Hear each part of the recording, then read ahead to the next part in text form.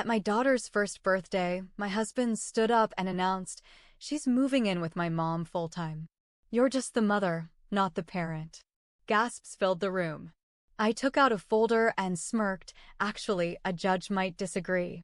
His face dropped as he flipped through the documents. When my daughter's first birthday approached, I decided to host a small gathering at our home in Austin, Texas.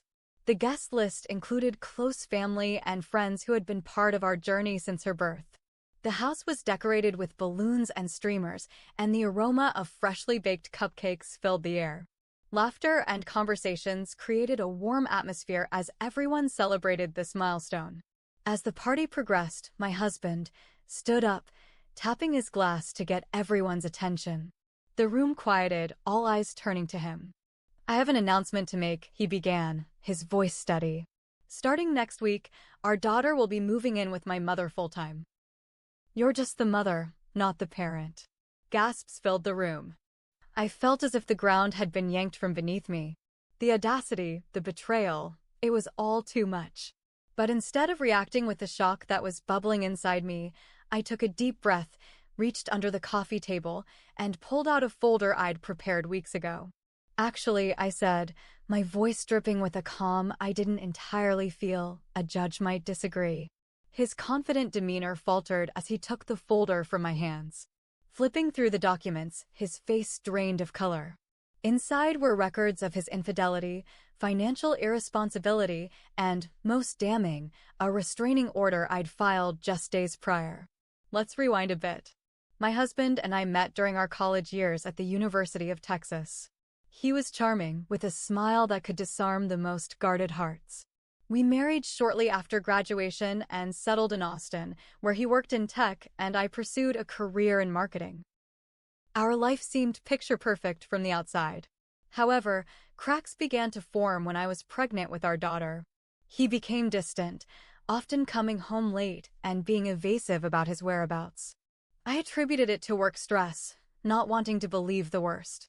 After our daughter was born, his absences became more frequent. One evening, while trying to soothe the colicky baby, I received a message from a mutual friend, a photo of my husband at a bar, intimately close with a woman I'd never seen before. Heart pounding, I confronted him when he returned home. "Who's she?" I demanded, showing him the photo. He glanced at it, shrugging. "Just a friend. Don't make a big deal out of nothing." But it wasn't nothing. Over the next few weeks, more photos and messages surfaced, each one a nail in the coffin of our marriage. Determined to protect myself and our daughter, I consulted with a lawyer. We gathered evidence of my husband's infidelity, his financial recklessness, including maxed-out credit cards and drained joint accounts, and his neglectful behavior. The restraining order was the final step, prompted by a particularly heated argument where he punched a hole through our bedroom wall, inches from where our daughter slept. Back to the party. My husband's hands trembled as he read through the documents. The room was silent, the weight of the situation pressing down on everyone present. "You can't be serious," he whispered, looking up at me. "I'm very serious," I replied. "You thought you could make decisions about our daughter without consulting me, undermine my role as her mother, and get away with it? Think again." His mother, who had been sitting smugly in the corner, now looked panicked. "What is she talking about?" she demanded. "Mom, I didn't think she'd go this far," he stammered. "Didn't think I'd protect my daughter?" I shot back. The guests began murmuring, some shooting my husband looks of disdain, others offering me sympathetic glances. Realizing he was cornered, my husband's facade crumbled. "I messed up," he admitted, voice shaking. "I thought I could control everything, but I was wrong." "Damn right you were," I said. "Now, if you'll excuse me, I have a birthday to celebrate with my daughter." With that, I turned my back on him, scooped up my daughter, and joined our friends and family in singing "Happy Birthday." My husband left shortly after, his mother trailing behind, both of them too ashamed to face the consequences of their actions. In the weeks that followed, the legal proceedings moved swiftly. The evidence I'd gathered ensured that I was granted full custody of my daughter, with my husband receiving supervised visitation rights. He moved out of our home, and I began the process of rebuilding our lives. Friends and family rallied around us, offering support in countless ways. I enrolled in therapy to process the betrayal and trauma, determined to be the best mother I could be for my daughter. One evening, as I was putting my daughter to bed, she reached out, touching my face with her tiny hand. "Mama," she cooed, her eyes full of trust and love. Tears welled up as I whispered, "I'll always protect you, my love. Always." And in that moment, I knew that no matter the challenges ahead, we would be okay. So I thought it was over. I really did. After the birthday blow-up, the custody hearing, and the restraining order, my daughter and I finally had peace. She was sleeping better. I was sleeping better. I even caught myself laughing again. But then, like a bad smell that refuses to leave, he started showing up. Not at the house, he knew better. The court order was clear. But suddenly he started running into me at the grocery store. Then again at the gas station. Once outside daycare. Each time, the same smug smile. "I'm just grabbing some milk," he'd say, looking down at Lily like he had the right. I documented every incident. Time, date, location. His words, his tone. I even started using a dash cam in my car. He was careful. Never close enough to break the restraining order, but always there, watching. Then came the mail. A letter. Handwritten. From his mother. "You may have tricked the court, but everyone knows children need their fathers. And their real family. My son may have made mistakes, but you will not keep my granddaughter from me. Consider this your warning." I reported it. My lawyer said unless it was a direct threat, nothing would stick. "Consider this your warning" was vague. Deliberately vague. So I put in a security system. Bought a bat. Got a dog. Every time Lily cried at night, I jumped out of bed. I was sleeping with one eye open, waiting for something to go wrong. Then one day, something did. I got a call from her daycare while I was in a meeting. They said someone had come to pick up Lily. Said he was her father. Said I'd approved it. My blood went cold. Luckily, the daycare director knew better. She'd been there during the early mess. She stalled him. Called me immediately. By the time I got there, he was gone. But now I knew. He was testing boundaries. I contacted my lawyer again. He filed for a motion to restrict visitations even more. But the court date was weeks away.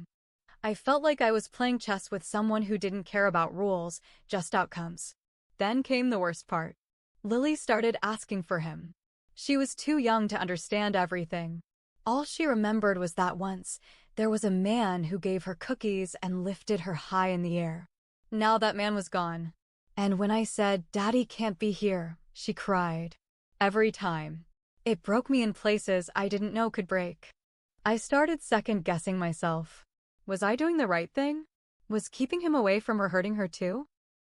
But just when I started questioning it all, I found something. My neighbor, quiet guy, retired cop, dropped off a flash drive. Said he noticed someone sitting in a parked car on our street too often.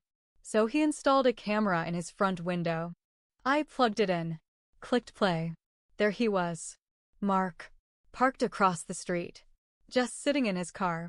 Lights off. No phone in hand. Just watching the house. Some nights for hours. That was all I needed. I called the police. Filed the footage. Got my lawyer to expedite the court date. And this time, I wasn't just asking for limited visitation. I wanted it gone. No contact. Forever. But Mark wasn't done yet. He was just getting started. A few days before the expedited court hearing, I got a letter.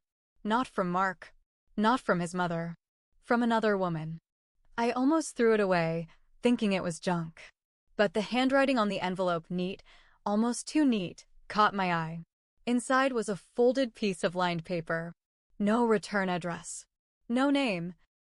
"You don't know me, but I know him. I'm sorry it's come to this." I thought I was the only one. That was it. No signature. No explanation.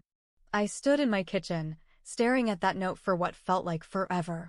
My stomach twisted. I'd expected drama from Mark. I'd expected manipulation from his mother. But this? I messaged the number I still had for one of Mark's old coworkers, a guy named Derek. We'd only met a few times at work parties, but he was always decent.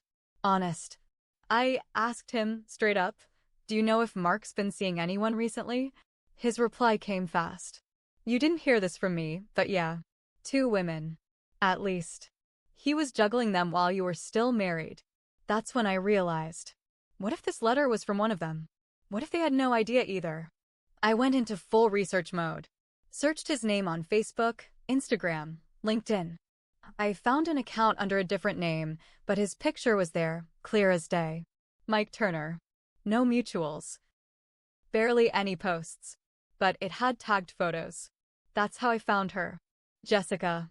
Blonde, early 30s, 2 kids of her own. In one photo, Mike was holding her baby. Smiling. Playing dad. I messaged her. It took guts I didn't know I had. "Hi, Jessica. I think we need to talk. If you're seeing someone named Mike Turner, I think he's actually my ex-husband, Mark. He's been stalking me and trying to take our daughter. I'm not trying to cause trouble. I just think you deserve to know who he really is." She didn't respond for 3 days. Then finally, she called me. Crying. He told me he was divorced. Said his ex was crazy. That you were an addict, unfit to raise your child. I nearly dropped the phone. "He told me your daughter was his from a previous relationship," she added. "I didn't know you existed until I saw your name on some of his mail." That's when I sent the letter. Jessica agreed to talk to my lawyer. She gave a sworn statement. And not just about him lying to her. She had screenshots of him badmouthing me, trying to get sympathy, twisting facts. He was trying to rebuild a new life using the same lies he'd used to tear mine apart. But there was more. Jessica admitted something else. Something I wasn't ready for. "He said he was going to take your daughter," she whispered. "He said if you wouldn't let him see her, he had a backup plan." I didn't know what he meant at the time. But it scared me. Now the pieces fit. The stalking. The fake attempt at daycare pickup. The car across the street. He wasn't just being controlling. He was planning something. Something big. I took all of it, Jessica's testimony, the flash drive, the messages, and gave it to my lawyer. He took it to the judge. A new restraining order was issued, this time airtight. Any violation, and he'd go straight to jail. But before the hearing could happen, I got another surprise. A knock on my door. It was CPS. Child Protective Services. I let them in, heart racing. They said they'd received an anonymous tip, claiming I was neglecting Lily. That I was unstable. That I'd locked her in rooms for hours and had violent outbursts. I sat there stunned. But not surprised. This was his move. He was trying to flip the narrative. Paint me as the threat. Try to gain sympathy, maybe even custody, if he was desperate enough. I gave them everything. The court documents. The footage. Jessica's letter. I showed them Lily's room, her toys, her daily routine. After a thorough check, they left. One of the agents said quietly, "You're doing a good job. This smells like revenge." Yeah, no kidding. So now I was fighting on 3 fronts, keeping my daughter safe, fending off his legal manipulation, and undoing the lies he'd spread like wildfire. But the biggest twist? It wasn't just about me anymore. Jessica wasn't the only one he'd lied to. I found out, through another message, that he'd proposed to a 3rd woman. In another city. Under another name. Mark. Mike. Matt. Same guy. Same game. And I wasn't the only one trying to stop him. After CPS left, I didn't sleep for 2 nights. Every creak in the house made me jump. Every car driving by made me peek out the window. Jessica and I stayed in touch. She became something I didn't expect, a weird kind of ally. She warned me when he showed up at her place. She said he was getting sloppy. Angry. Desperate. Meanwhile, the court date finally arrived. This time, Mark was trying to fight the no-contact order. He claimed I was alienating him from his child. Claimed I'd brainwashed Jessica into lying for me. But he didn't know what I'd brought to court that day. First, the daycare director testified about the pickup attempt. Then, the police officer who reviewed the street footage confirmed Mark had been stalking my home. Then came Jessica. Nervous but strong, she gave every detail. But the real twist? That third woman, the one he proposed to in another city, she showed up too. Turns out, she saw a Reddit post Jessica made in a support group. That post saved her. And when she realized I was still in the middle of the storm, she drove all the way from Tulsa to testify. She brought receipts. Literally. A fake engagement ring invoice. Photos of Mark with her kids. Voice recordings where he admitted he had a crazy ex, me, and was waiting for the right moment to take full custody of Lily. The courtroom was silent when that played. Mark's face turned gray. Then he snapped. Right there in the courtroom. He stood up and started yelling at the judge, at me, at the women who had stood up to him. "You all deserved it," he shouted. "You made me do this." That was the last nail. The judge gave me sole custody permanently. Mark lost all visitation rights. Not even supervised. He was banned from contacting me, Lily, or any of the witnesses. Forever. If he did, he'd go to jail. But that's not all. They arrested him. Right there in the courtroom. Not for just the stalking or violating the order, but for fraud. One of the women had filed a police report after he emptied her savings account. He was facing multiple charges now. Fraud, harassment, false identity, attempted custodial interference. All while I stood there, holding Lily in my arms. But now I'll admit something I never told anyone before. I wasn't perfect either. I'd seen the signs early in our marriage. The lies, the sneaking around. I ignored them. I thought, maybe I can fix him. I let things slide. I protected his image in front of friends. I stayed longer than I should have. For Lily. For family. For comfort. That was my mistake. I won't make it again. In the weeks after, I packed up and moved. New house. New locks. New number. I kept in touch with Jessica and the others. We weren't friends, not really. But we were something else, witnesses. Survivors. People often think revenge is loud. Fire. Fury. But mine was quiet. It was walking away with my daughter in my arms while he screamed in handcuffs. It was living. And making damn sure he never had the power to break anything again. Not her. Not me. Not anyone.